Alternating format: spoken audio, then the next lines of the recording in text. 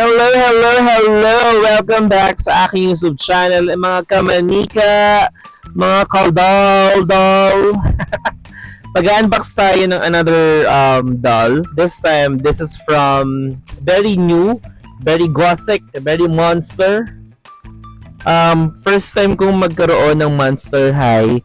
Ewan ko ba dati anong amats ko, ayoko lang. Siguro dahil kalaban siya ng Bratz, very loyal ako dun sa brand. Pero, alam mo yun, parang habang tumatanda ka, mas gusto mo mag-explore ng ibang playline, ganyan. And, siguro nag-start din yung curiosity ko nung nag-start na akong bumalik mag-collect ng Ever After High. Kasi meron silang book na nagkaroon ng crossover, which is sana magkaroon ako ng hard copy. Kasi right now, soft copy lang yung meron ako. So, tinatry kong i-collect yung books. 4 na books or 5 na books ng Ever After High. So, kaya doon nag-start yung parang amats ko ngayon yung Monster High. So, wag na natin patagalin ang chikang to. Ipapakita ko na sa inyo. Woo! Eto siya, si Draculora. Ano ba yung pronounce ko? Baka i-bash nyo ko. So, ayan siya. Tawag dito, hindi niya kasi biological dad si Dracula pero inadapt siya. So yun ang pagkakabasa ko dun sa internet. So ayan siya. So technically tatay niya pa rin naman si Dracula. Basta yun, pinahihirapan nyo pa ako, te. Basta yun. Siya yung favorite character ko sa Monster High. Gusto ko din ng Creep Production kaso ang pricey kasi niya. So finally, she is out of her box. So, eto na yung box. Shiririt. Ayan yung logo. Hologram. Tapos yung box art. Super nice. Ang ganda nung box. At saka hindi ako nahirapan mag-unbox. Yun yung maganda. Sobrang dali. Tapos pwede mong pang gamitin tong backdrop tong design yan. Tapos eto yung gilid. Logo uli ng Monster High. Ayan, ang cute nito. Pwede mo siyang gawing bookmark. Gugupitin mo lang tong part na to. Kasi ito na yung box. Sobrang ganda ng design. Ayan o. Divinge. Ayan, si Dracula. Draculora pala. Ayan, monster type. Wicked cute vampire. Monster must-haves. Backpack and spooky spellbook. Monster Pet, si Count Fabulous pala yun. Ayun. Tapos iba-ibang lingwahe na may Spanish. Tapos hindi ko na alam yung iba. Ganun. So far, na-enjoy ko yung Monster High GT ko. And I can't wait na mabili si Claudine, tsaka si Frankie. Okay, dito muna tayo sa mga accessories na meron. Ayan, meron tayong backpack niya, tapos yung keychain. Ayan. Masasabi ko high quality yung plastic na ginamit nila kumpara sa Barbie Fashionistas na sobrang cheap nung plastic. So, alam na, yung budget na pupunta sa Monster High. Seryoso, kasi ang ganda kasi ng quality. Kaya siguro yung ibang playline, nagsasuffer din. So, pasensya na kung medyo maririnig niyo yung background noise nung electric fan ko sa kwarto kasi mainit. So, ayun. Tapos, meron ding I think lunchbox to. O, ayun nga. Ito yung laman. May mga biscuit. May strawberry na parang may pumpkin cherry yung style ng muka. Ayan. Tapos, biscuit ata uli ito. Itong mga to. Ayan. Tapos, pwede mo siyang takpan na uli. Tapos meron tayong itong kanyang ano tawag dito? Sunnies, specs, eye shades, whatever you call it. So, ayan. Try natin siyang ilagay. Chi, kung malalagay natin. Ayan, chi. Nalagay nga natin siya. Wait. Ayan. Perfect. Hindi nalalaglag. I love it. Hindi ko na rin pala tinanggal yung sombrero niya. As you can see. Para pag nilaro ko siya or dinisplay, di ako mamumblema. Nasaan na naman yung sombrero mo, ha? Nasaan na naman, ha? So, ayan. Wait, pakita mo natin yung mga accessories bago. Yung dolls. Tapos, yung doll. Ang dolls, ang dami naman nun, te. Ito yung kanyang spellbook chiririt. In fairness, ang ganda ng quality. O, Divinch. Ang ganda ng pagkakaprint, hindi malabo. Sana all. Sana ganun din yung gawin nyo sa mata ng Barbie fashionista. Kasi po, pixelated yung mga playline nyo, Mattel. Talaga naman, ha? Ito, ayan siya.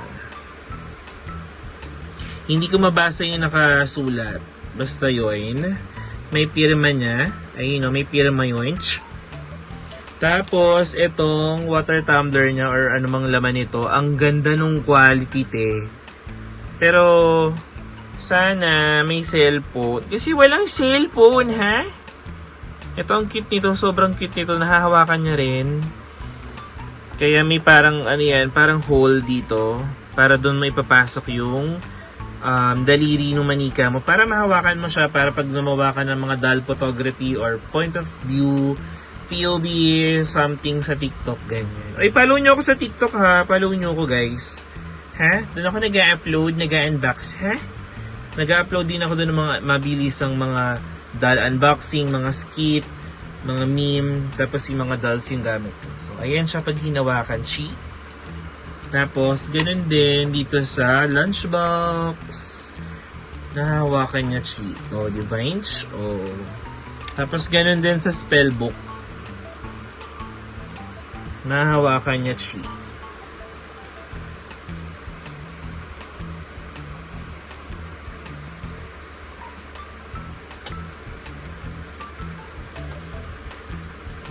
Ay, hindi kasha. Ibang daliri na lang. O, ayun. Basta parang ganyan siya, chi. Tapos, yung mga natitirang accessories, meron tayong sunblock to. Kasi may SPF. Cherere. SPF 500. Ito, hindi ko sure kung ano. Toothpaste ba to? Parang toothpaste to. Hindi ko sure. Basta yun. Tapos, ito na yung pet niya. Ano nga bang pangalan nito? Siya si Count Fabulous. Hindi art na hindi siya articulated. Sana man lang, te, nagagalaw yung ulo. Feeling ko pag inikot ko kasi yung ulo pa nito, baka mapugot na. So, wag na. Ang cute niya, para siyang kasing laki ng... Ay, ba't yung pisang pakpak mo, be?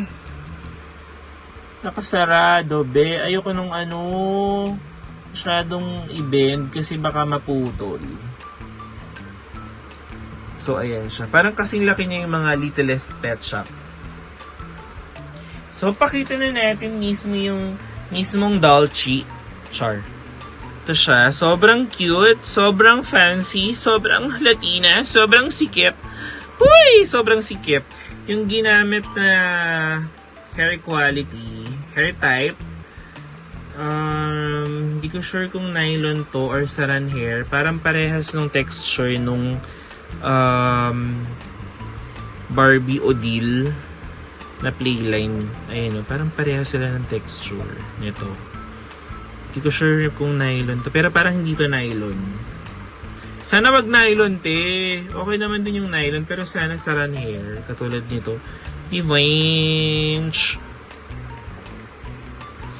So, ayun. Maganda naman yung quality ng hair. Babalawan pa naman natin ito. Boil wash natin to. Kaso, ayoko kasing tanggalin to. So, baka ito lang pigtail niya yung i-boil wash natin. Ayoko din galawin yung bangs nga na may gel. Gusto ko kasi, lang siya, matigas lang. Hindi naman sobrang tigas, pero enough lang para mag-sit yung bangs. Ayun. Kaya naman pala, ang pangit ng mga fashionista, pixelated, kasi nga ang ganda ng screening ng Monster High. As you can see, hindi siya pixelated, guys. Talagang quality.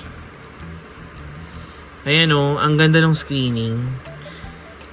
Divinch o sobrang gusto ko yung G3. Although yung iba, hati yung opinion, hindi nila bet yung G3. mas gusto nila yung G1. Ako din naman, yung creep production na G1, gusto ko din. Kaso, hindi siya available sa Orange App. Sa Orange App kasi ako madalas talaga bumibili ng mga manika ko. So, ayun. Articulation niya, itong nasa binte, sa knees, and sa kanyang legs. Wala siya yung articulation dito sa hita. Yung parang katulad dito. Sa, ano nga ba to? Barbie looks. Yung articulation na sinasabi ko na parang ganito. Ayun o. Tingin hinahanap ko sa Monster High para mas madaming ma-post na magawa. Pero, carry lang. Laban lang yan, te. Ayun. Tapos, wala din siyang articulation dito sa bewang. Pero, meron dito sa part sa breast area. Hindi ko alam kung pivotal yung tawag dito sa part na to. Pero meron siyang articulation dito, which is good. Kasi sa Ever After High, wala tayong ganong klaseng articulation. As is lang. Tapos, gusto ko itong quality na ginamit nila sa katawan ng Monster High G3. Hindi ko kasi ma-compare kasi wala akong G2, wala din akong G1. So, ayun. Pero gusto ko yung quality ng plastic na ginamit nila. Hindi siya cheap plastic yung ginamit nila.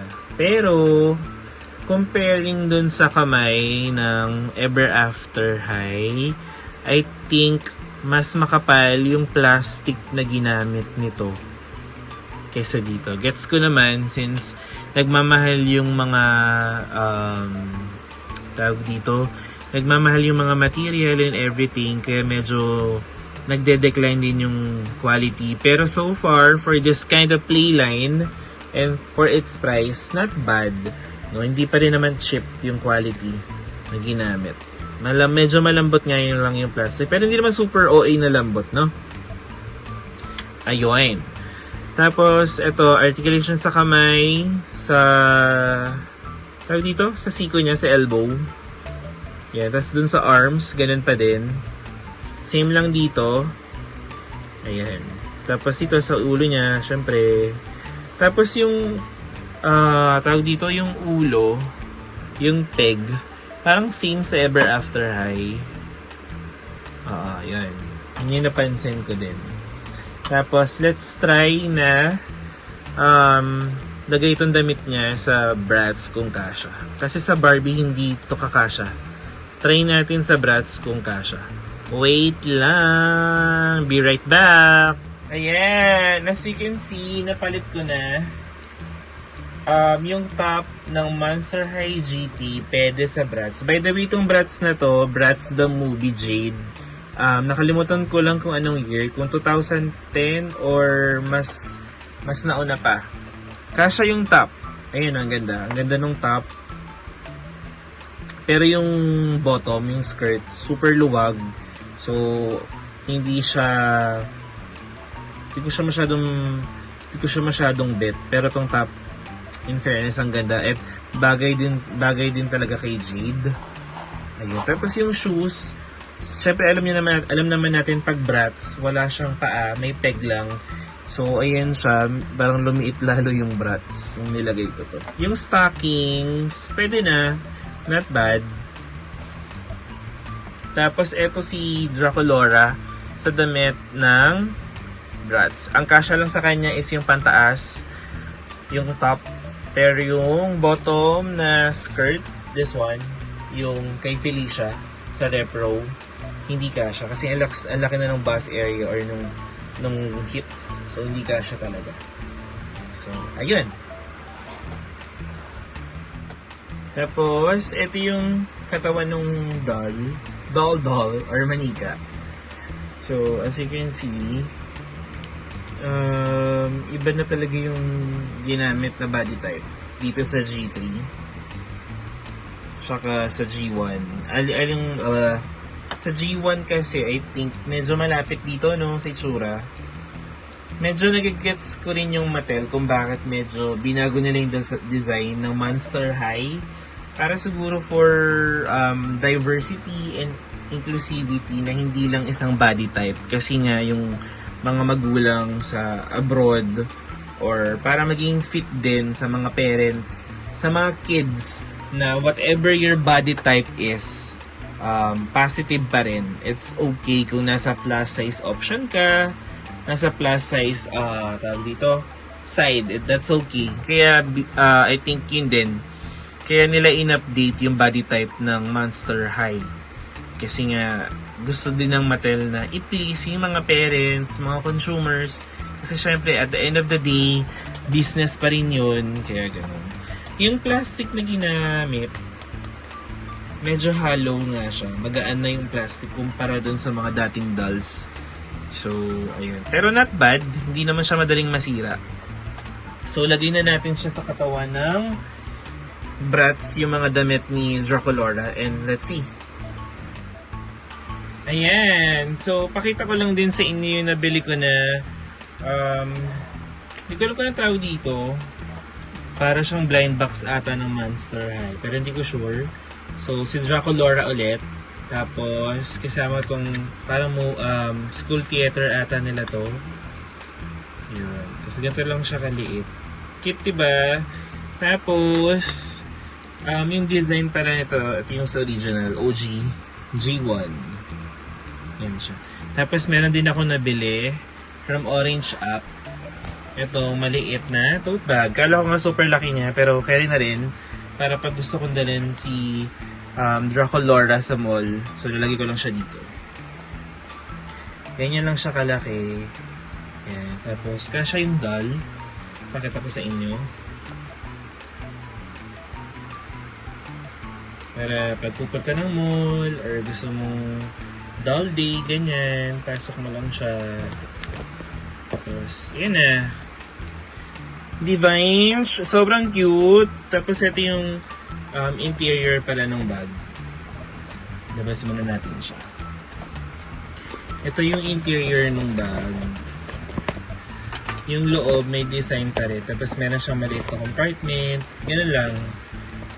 Tapos kagandahan dito may zipper. Tapos may logo din ng Monster High. Ayan siya. Tapos pwede ka maglagay siguro ng maliit na water bottle, umbrella. Ayan. Cute, diba? Ayun.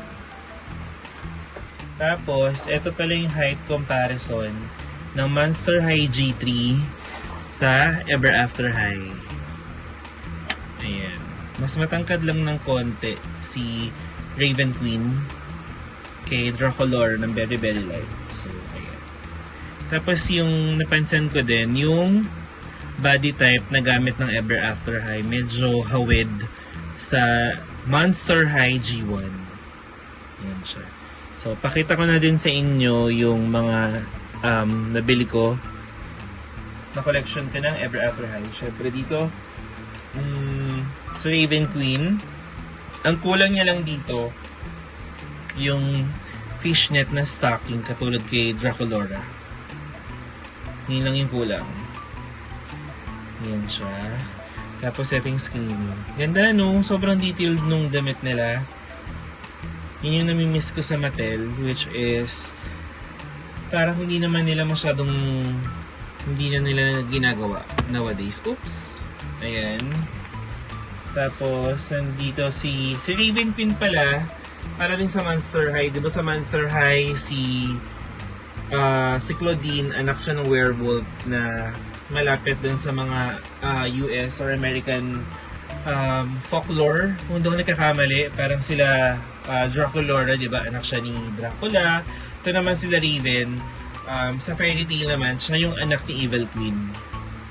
So, siya yung successor ni Evil Queen. So, dun sa Ever After High, it's either susundin mo yung story ng parents mo or mag-iiba ka. So, kapag rebel ka, ito yung stand niya, silver. Tapos, si Hunter Huntsman, anak siya ni Huntsman dun sa Snow White na character, kung matatandaan nyo. Ito si Huntsman.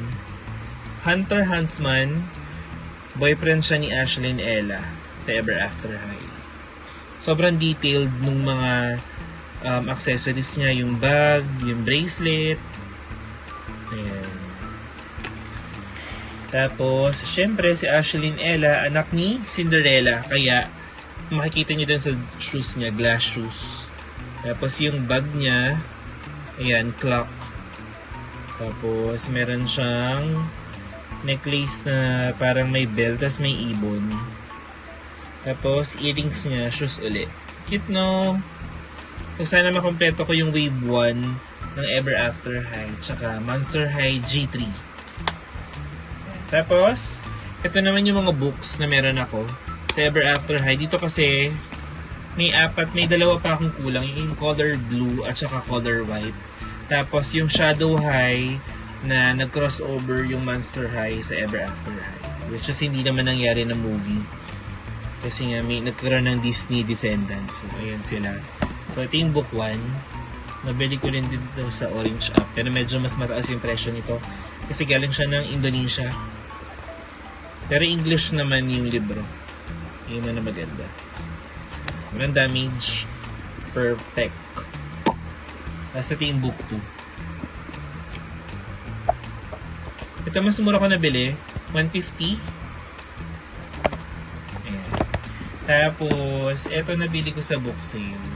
125 pesos. Sa iba binibenta to ng 300 plus, yung ibang seller. Ayan, nabili ko siya sa book sale. Sana meron pa akong makita na Ever After High. Ayan siya. Tapos, eto nabili ko lang ng 100. Kasi same sila ng seller nito. Ayan. Diary of Evil Queen. Diary of an Evil Queen pala. So, mas manipis to.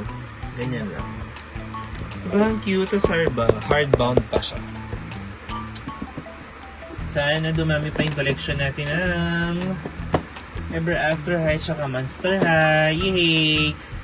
Sobrang naging curious talaga ako sa Monster High. Simula nung nag-start na akong mag-continue mag-collect ng Ever After High. And so far, ang ganda naman ng quality. Ayan siya. Doon na po nagtatapos ang video na ito. If you like this video, please subscribe and like this video.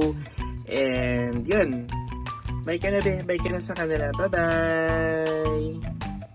Again, see you on my next doll unboxing.